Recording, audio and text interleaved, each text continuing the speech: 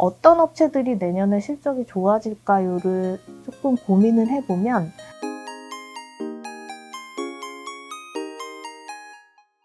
네, 안녕하세요. 하나증권에서 음식료 담배 업종 담당하고 있는 신은주입니다. 오늘은 최근에 곡물가 관련해서 조금 우려가 있는데 곡물가 전망 어떻게 될지, 그리고 실질적으로 음식료 업체들 실적에 어떠한 영향을 미칠지 간단히 말씀드리도록 하겠습니다. 올해 이제 6월 들어서부터 사실은 곡물가가 좀 하향 안정화되기 시작했었거든요. 크게 원인은 두 가지 정도로 분석을 하고 있는데요. 일단 올해 6월에 이제 미국에서 빅스트 금리 인상이 좀 단행이 되면서 전반적으로 커머디티 가격들이 좀 약세로 돌아선 부분들이 있고요. 그리고 이제 이 시기부터 우크라이나가 보유하고 있는 곡물 재고에 대한 수출 재개 이슈가 있었습니다. 그래서 이런 것들이 기대감이 좀 선반영이 되면서 사실은 하락세로 전환을 했다가 최근에 다시 이제 좀 바닥에서 꿈틀꿈틀하는 이유는 이제 아시는 것처럼 기상이변 관련해서 이제 라니나 관련해서 곡물가가 연말에 다시 오르는 거 아니냐라는 좀 우려가 확산이 되고 있는 시기인 것 같아요. 과거에 이런 기상이변, 라니냐 혹은 엘니뇨가 있었을 때의 곡물가 추이를 저희가 한번 살펴봤습니다. 지난 2년 동안 이제 엘니뇨 같은 경우에는 크게 한 2번 정도의 이슈가 있었고요. 그리고 라니냐 같은 경우에는 한 5번 정도의 발생이 있었습니다. 이 시기에 이제 곡물가 상승이 어땠는가를 좀 저희가 살펴보니까 한 2번 정도 좀 큰 상승 시기가 있었던 것 같아요. 그게 이제 2010년에 있었던 라니냐였고요. 그리고 2020년에 있었던 라니냐 때.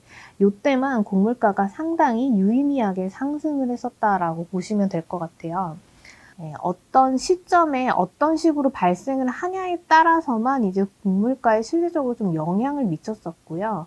그렇다고 하면 우리가 이제 과거에 곡물가 상승에 좀 직접적으로 영향을 미쳤던 시기에 있었던 일들을 다시 좀 복기를 해보면 일단 2010년 같은 경우에는 기억하시겠지만 중국을 포함해서 신흥국 경기가 굉장히 좋았을 때였고요.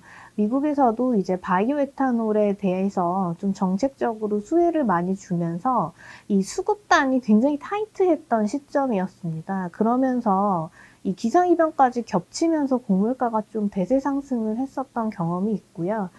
이번에 2020년대의 시점은 사실은 뭐 아시다시피 공급망 이슈가 굉장히 좀 화두가 많이 됐었죠. 코로나 때는. 그러면서 이제 또 수급적으로 좀 굉장히 좀 타이트해지면서 좀 곡물가가 좀 많이 상승했던 것으로 좀 분석을 하고 있고요. 그렇다고 하면 이제 지금 시점에 라니냐가 사실은 한 번 더 왔고, 이제 아마도 내년 2월 달까지는 이 라니냐가 좀 이어질 것 같은데요. 어떻게 될 거냐를 생각해 보면, 공급망 이슈가 사실은 많이 완화가 되고 있죠. 우크라이나 곡물 수출이 실질적으로 좀 재개가 되면서 공급망 이슈가 완화가 되고 있고, 미국 농림부에서 매월 그 곡물 재고율 발표를 합니다. 근데 이 수치가 굉장히 안정적인 수준에서 유지가 되고 있고요. 그리고 중국이라던가 이런 신흥국의 경기 상황이 과거에 2010년처럼 그렇게 좋은 상황이 아니기 때문에 수급적으로 향후 뭐 단기적으로 봤을 때는 굉장히 타이트해질 만한 상황이 굉장히 제한적으로 지금 판단을 하고 있습니다. 특히나 지금 달러 강세 등을 좀 복합적으로 감안한다고 하면은 여기서 곡물가가 다시 전쟁 수준으로 랠리할 것이다 라고 저희는 보지 않고요. 연말까지는 뭐 강보합세 흐름이 좀 유지되지 않겠는가 라고 판단을 하고 있습니다. 그리고 내년에 라니냐가 이렇게 내년 초에 종식이 되게 되면 그때부터는 다시 좀 하향 안정화 흐름이 이어질 거다. 그래서 지금 곡물가에 대해서는 좀 막연히 좀 우려를 많이 하고 계신데 너무 우려하지 마십시오라는 말씀을 드리고 있습니다.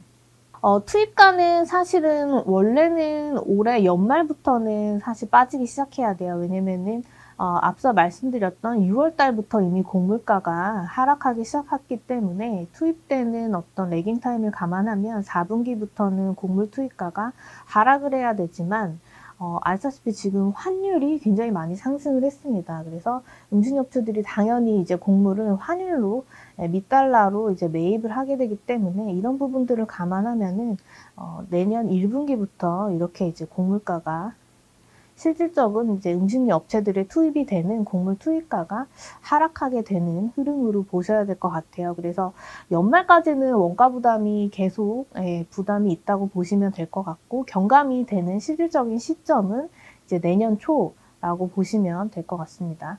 이제 반면에 판가 인상은 사실은 올해 들어서도 계속 하고 있는 상황이고, 언론 보도 통해서 이미 많이 보셨을 거예요. 그래서 통계청 자료에 의하면 이제 작년 같은 경우에는 음식료 업체들 평균 한 4.2% 정도의 판가 인상이 있었던 것으로 추산이 되고요. 올해 7월 누계로는 한 6.2% 정도 판가 인상이 있었던 것으로 추산이 됩니다. 이렇게 됐을 경우에는 지난 2년 동안 약 한 11% 정도의 판가 인상이 단행이 되었던 거고요.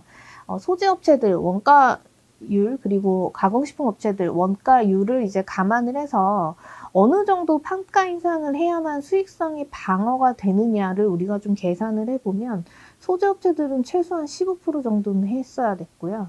가공식품 업체들은 최소한 10% 이상은 판가 인상을 했어야 하거든요. 그래서 지금 이 정도 수준의 판가 인상은 딱 이 레인지 안에 들어오죠. 그래서 최소한의 수익성 방어를 위한 판가 인상의 수준이다라고 보시면 될 것 같고, 그래서 여기서부터는 이제 곡물가가 실질적으로 좀 계속 좀 저희 예상대로 좀 하락을 하면서 투입가가 좀 하락하는 시점부터만 좀 실적 개선이 가능할 거고요. 그래서 아까 말씀드렸던 대로 이 곡물 투입가가 하락하게 되는 내년부터는 실적 개선에 대한 가능성이 굉장히 높아지고 있다. 그래서 내년을 보고 좀 저가 매수를 해보자라는 말씀을 드리고 있는 거고요.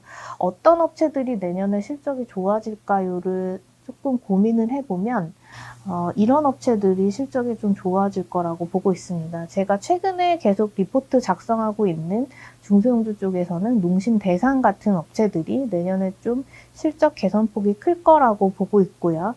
대형주 이 3사들 중에서는 제일제당의 실적 모멘텀이 상대적으로 좀 부각될 것으로 판단을 하고 있습니다. 이 업체들의 공통적인 특징은 곡물가 익스포저가 크고 판가 인상을 적시에 좀 단행해 왔던 업체들이다. 그래서 내년부터 실적 개선이 좀 많이 될 수 있는 업체들이다라는 좀 공통적인 특징을 가지고 있습니다. 그래서 이런 업체들 위주로 좀 보시면 내년에 수익성 제고를 하는 데 있어서 좀 도움이 되시지 않을까라는 말씀 드립니다. 이상입니다.